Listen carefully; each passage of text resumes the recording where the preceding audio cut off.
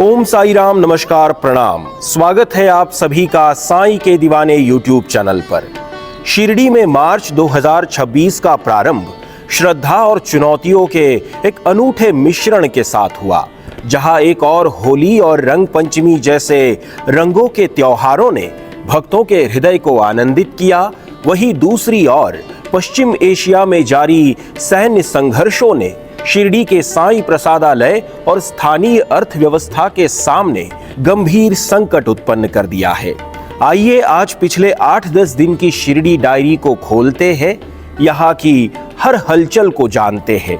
8 मार्च 2026 को रंग पंचमी के अवसर पर शिरडी की गलियों में एक अलग ही उत्साह देखने को मिला। समाधि मंदिर में श्री साईं बाबा की मूर्ति को प्राकृतिक रंगों से तैयार किए गए विशेष वस्त्रों से सुसज्जित किया गया। शाम 5 बजे बाबा के रथ की भव्य शोभा यात्रा निकाली गई, जिसमें हजारों की संख्या में साईं भक्त शामिल हुए।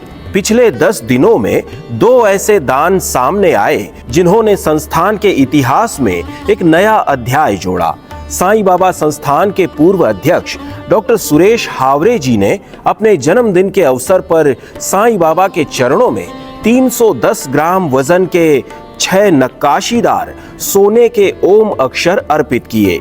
इस दान की कुल कीमत 46 लाख रुपए से अधिक है। इन स्वर्ण अक्षरों को समाधि मंदिर में बाबा की मूर्ति के पीछे की दीवार पर स्थायी रूप से स्थापित किया गया है, जो मंदिर की सुंदरता में वृद्धि करते हैं। 5 मार्च 2026 को हैदराबाद के साईं भक्त KSS भगवान ने एक अद्वितीय भेंट अर्पित की। उन्होंने 194 ग्राम वजन का सोने और हीरो से जड़ा हार बाबा को समर्पित किया, जिसका बाजार मूल्य 23,60,000 रुपए है। इस दान के लिए संस्थान की ओर से उनका सम्मान भी किया गया।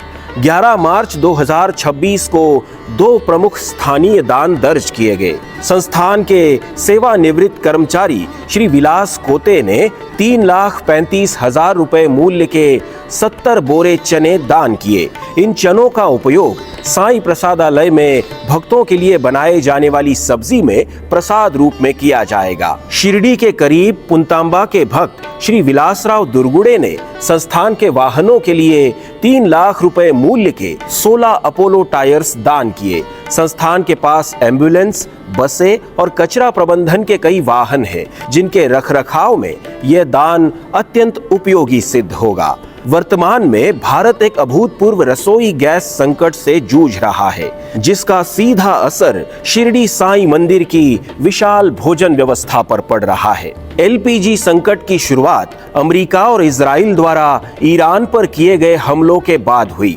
भारत अपनी LPG आवश्यकताओं का लगभग 62% आयात करता है और इस इंपोर्ट का 85 से 90% हिस्सा समुद्री मार्ग से आता है। युद्ध की स्थिति के कारण कई अंतर्राष्ट्रीय शिपिंग कंपनियों ने अपने जहाज भेजने बंद कर दिए हैं, जिससे भारत में गैस सिलेंडरों की किल्लत पैदा हो गई है। संस्थान के मैकेनिकल विभाग के अधिकारियों ने पुष्टि की है कि LPG का स्टॉक केवल 10 से 15 दिनों का ही शेष है। इसके चलते संस्थान की तरफ से कुछ कठोर निर्णय किए गए हैं। प्रसादालय में अब 2 की जगह 1 ही सब्जी दी जाएगी तथा दाल और चावल की जगह खिचड़ी परोसी जाएगी। एक भक्त लड्डू का अब 1 ही पैकेट ले सकता है। 25 मार्च से 27 मार्च 2026 तक शिरडी में श्री राम नवमी का महापर्व मनाया जाएगा। संस्थान के अधिकारियों को चिंता है कि यदि गैस संकट यथास्थिति बना रहा तो रामनवमी के दौरान आने वाले लाखों साईं भक्तों के लिए महाप्रसाद और लड्डू का वितरण प्रभावित हो सकता है।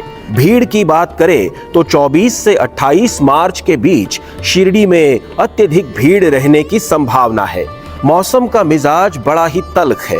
दोपहर में पारा 40 के पार जा रहा है। मंदिर परिसर में नंगे पैर चलते समय सावधानी बरतें और पर्याप्त मात्रा में पानी पिए। तो ये था पिछले पूरे हफ्ते का शिरडी अपडेट। आपकी प्रतिक्रियाएं या सवाल कमेंट्स में लिखें। वीडियो को लाइक और शेयर भी करें। बाबा की पूजा सामग्री से जुड़ी कोई भी चीज शिरडी साईं दरबार से अपने घर मंगाने के लिए हमारी saikeDiwane.com इस वेबसाइट को आज ही विजिट करें। मिलते हैं अगले वीडियो में। अपना ख्याल रखें। ओम साई राम।